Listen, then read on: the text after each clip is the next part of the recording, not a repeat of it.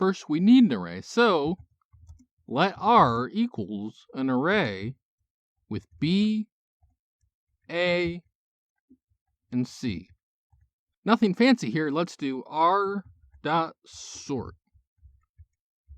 Then on the next line, console.log r. If we run the code, you'll see the array sorted in alphabetical order. Now, for JavaScript strange design decision number 1,000,000, when given no arguments, sort sorts everything alphabetically, even if you give it an array of numbers.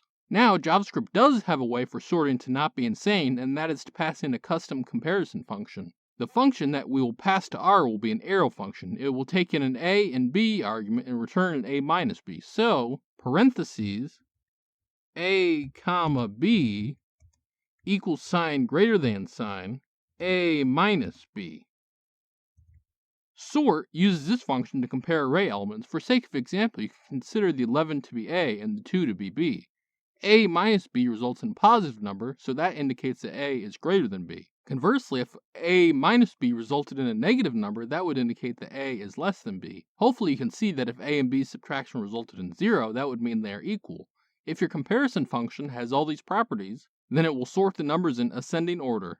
If we run this code, you'll see that now the 2 properly comes before the 11. I won't go through the whole example, but if you simply flipped this subtraction in the comparison function, then you could sort the array in descending order. This has been Jacubication. Like and subscribe to learn more.